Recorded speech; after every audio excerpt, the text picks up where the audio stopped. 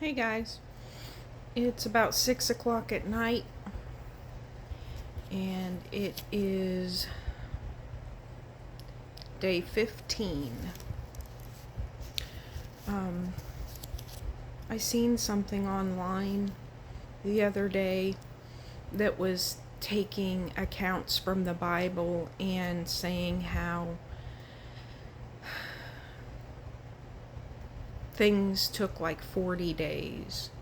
Like 40 days and 40 nights of being in the ark, or that Jesus was in the wilderness for 40 days. It had several accounts of things that took 40 days, and on the 41st day, the change, the blessing, the temptation, whatever it was, either went away, or the blessing came, or the trial was over, whatever it was.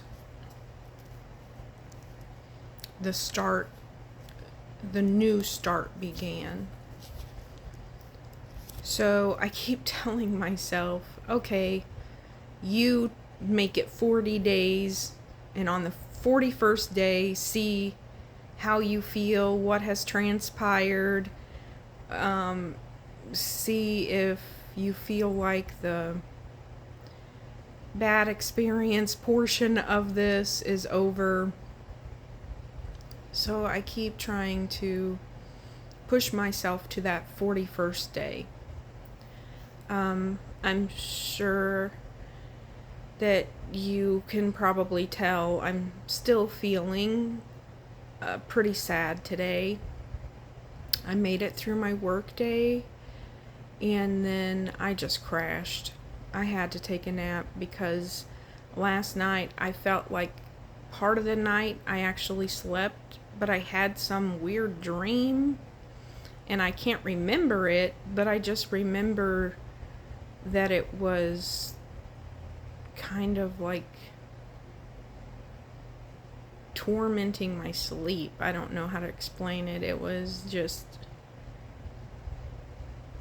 after I had the dream, I kind of woke up and I really wasn't with it. It wasn't like a scary dream or anything like that, but it just had my heart racing or something, where I woke up and then I couldn't really remember the dream. But then I kind of just tossed and turned, and then it was time to get up for work and everything. So I think that the lack of sleep has something to do with my feelings today too. But also just still processing the sadness of all of this. Still trying to wrap my brain around what is happening, why is it happening, how can I prevent it from happening in the future. I have a counselor appointment tomorrow to just hopefully talk through some more things, try to process what I am feeling, and understand what my emotions are trying to point me towards or show me in some way. But I think going back to work has helped and not helped me. So it's helped me to stay a little bit more busy, I guess. But it's also kind of made me feel like, okay, now you have to get up early in the morning. And it's not the same where it was, okay, I can sleep until I feel a little rested. I can get up, talk to God. I had a more calm and peaceful routine when I wasn't at work, and now it's more strict kind of regimen. So I'm just trying to get back into the swing of things and trying to find what works for me. So still working through everything. I will say that the person that left has reached out to me and has apologized. And I don't know, maybe that's part of my sadness. I don't really know. to say that they're sorry, that I didn't deserve this. But sometimes that's even harder to hear. Like, there's been moments in my life that I've said goodbye to people, and there was significant reason for that, and almost an acceptance of it because there were known reasons, and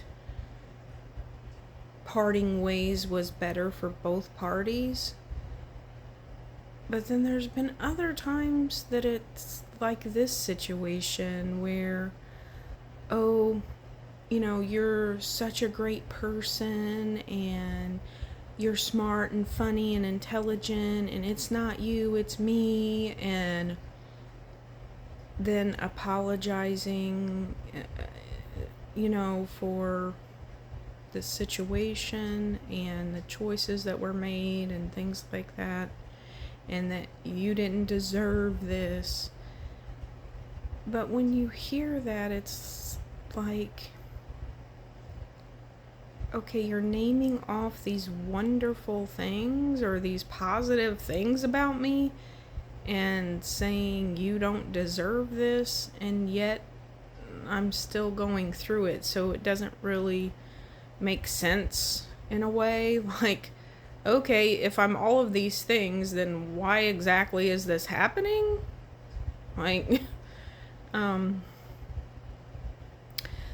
but I heard someone explain it one time like it's kind of like you're going shopping for clothes. And I know that this sounds funny, but it made sense to me at the time. So, like, you're going to shop for clothes, and you see this outfit on the mannequin that is so beautiful, like you love it. But then you go get it, go to the dressing room and try it on, and you hate it on you. Like, it's still beautiful. You still love it. You still think it's beautiful. But when you put it on yourself, it doesn't look right, or it doesn't feel right, or whatever.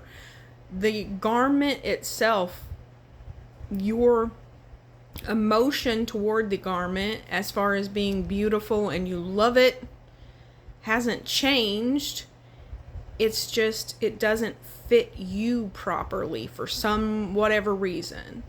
So the person was trying to explain that's kind of like how relationships are. You may see a person, see their personality, their physical appearance, whatever it may be, and think, this person is wonderful.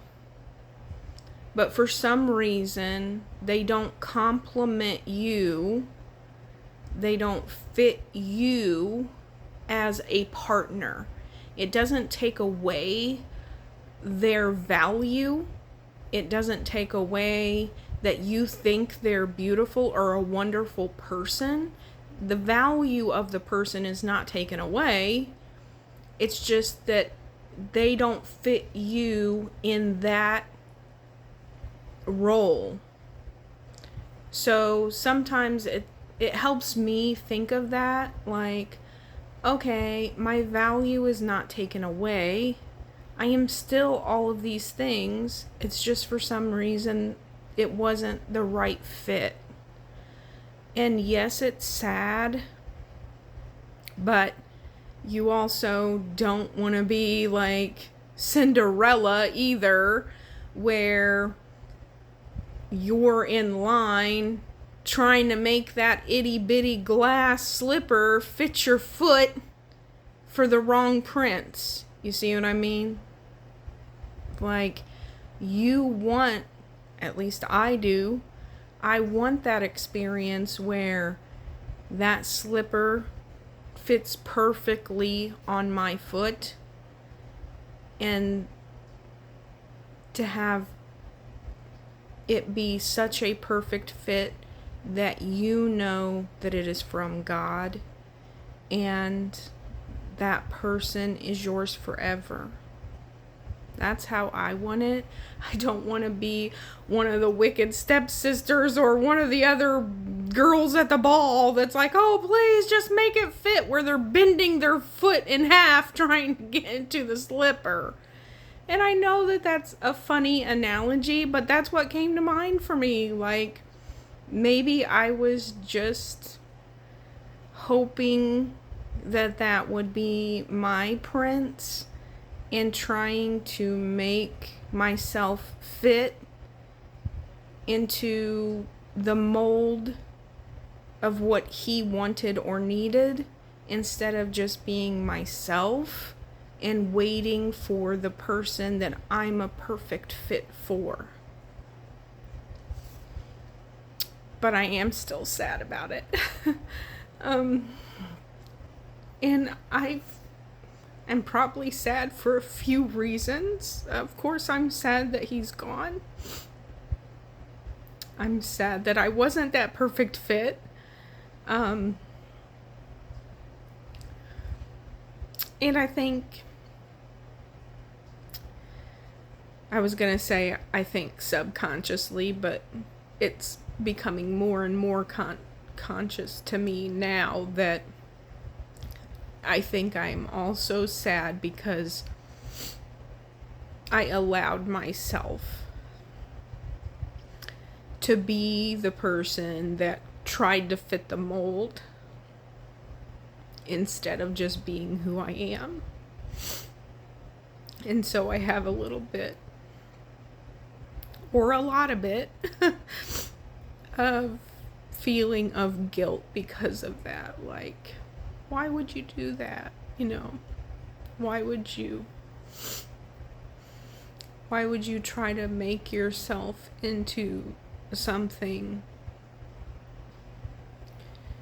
Do you not feel like you're worthy enough to just be yourself? Or do you feel like you're not confident enough that if you are yourself, that there'll still be somebody out there that loves you for exactly who you are?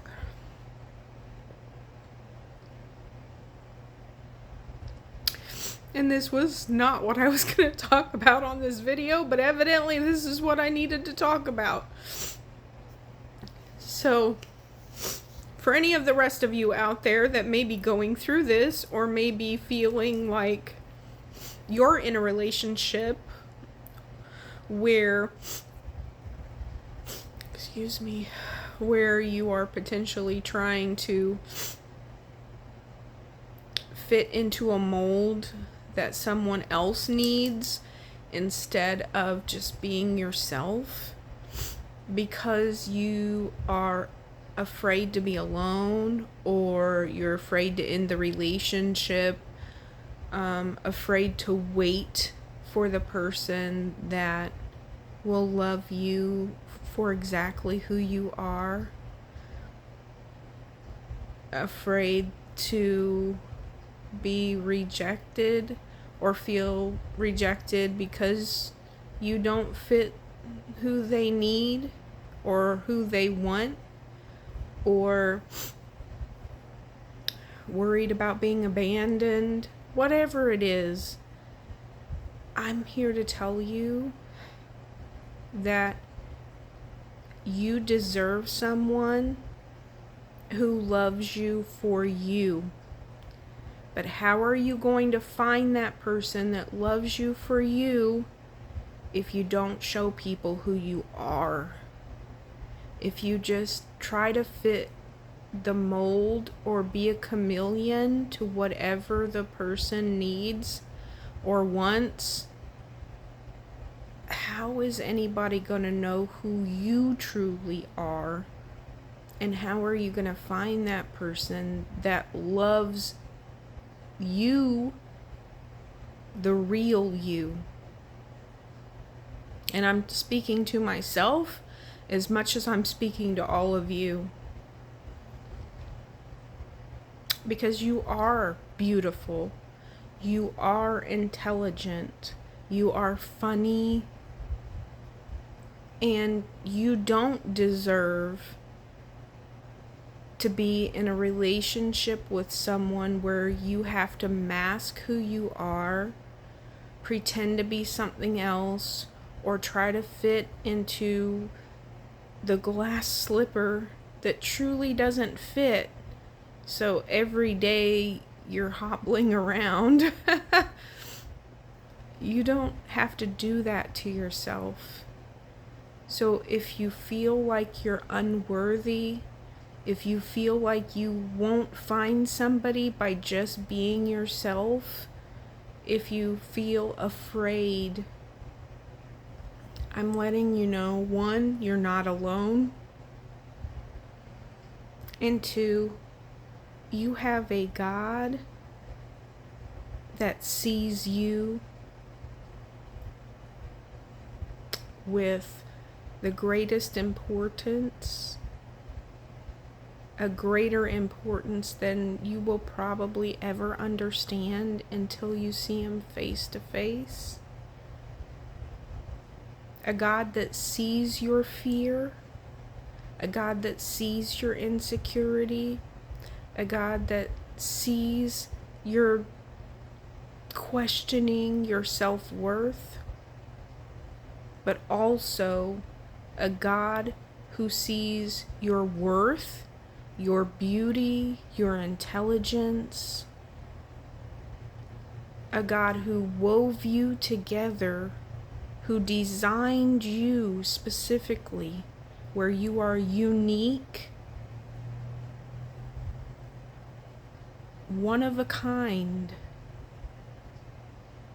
so much so that he wants his spirit to dwell inside you and work powerful things through you.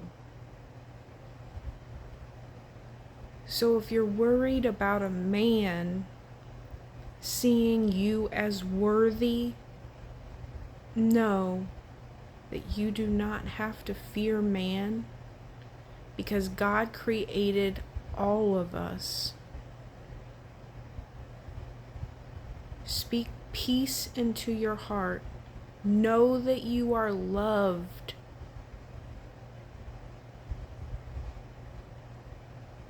You are safe and you are secure in his hand.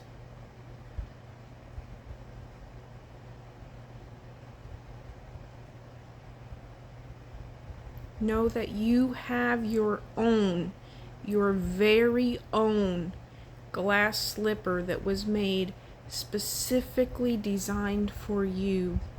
You have a place in the kingdom that only you can fill.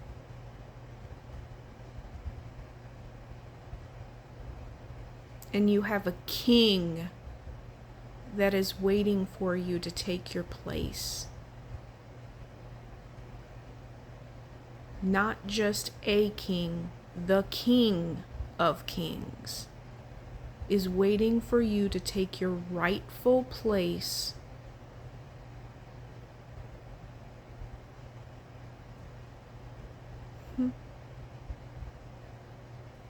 Do you know you're already a bride? Jesus is the bridegroom. You are already a bride.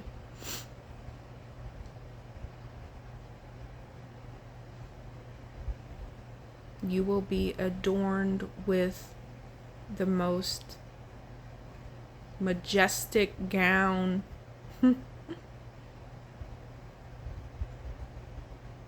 You will have a wedding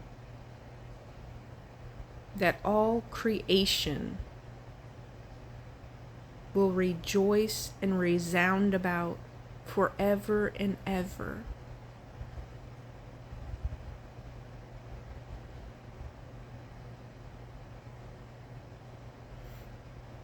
This came to mind. I know it's funny, but it came to my mind. You can say yes to that dress.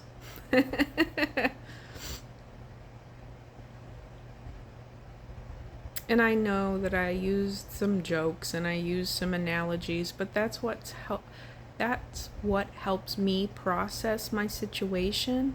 And God knows that, so He brings those things to my mind to help me process, to help me learn something. And every time I get on here and I start speaking, these are impromptu videos. Like, yes, I have notes about what I've been reading in the Bible, but the things I'm speaking to you about my personal situation, there are no cliff notes about that. I'm just speaking from my heart to you. And as I'm looking at myself in the camera, I feel like God is speaking back to me to let me know I'm seen, I'm heard. And yes, I have to admit things on these videos about my sadness and the reasons why I'm sad. So on this video was the first time that I'm talking about this, and the first time that I'm realizing that that's part of my sadness, is that I felt like I was trying to fit a mold that I just don't fit in. And I was sad and afraid and scared that I can't be who I want to be or who I am. And if I am, if I do show my identity, or if I do just be myself, that I am afraid that I will be alone for the rest of my life.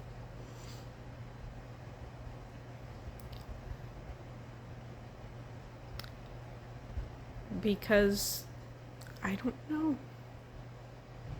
I guess I just don't feel worthy enough. But I know that I am worthy to God. How crazy the mind is and the heart is, right? You know these things, and yet you still feel sadness, you still feel fear, you still feel guilt sometimes, or shame, or question your worth. You're human. You still feel all of these things, but you keep speaking life over yourself. And God will reveal, just like He is with me, okay, this is an area that we need to work on together. This is an area that you had a misunderstanding in, or this is an area that I am restoring your mind, your heart. I'm renewing your mind to let you know this isn't of me, but you don't have to be afraid. How many times did Jesus say in the Bible, do not be afraid? Most things stem from fear, but fear of the wrong things. So I feel like He has to constantly reassure me. He has to constantly tell me, do not be afraid. But He says it in a peaceful, calming way that lets me know, hey, it's okay that you're having these feelings. It's okay that you're having these emotions. I see them. Don't think that you're defected in some way. You're okay. I love you. We will get through this together. I'm just revealing something to you that may be a little bit hard to process, but I will give you the strength to bear it. I will give you the strength to overcome it.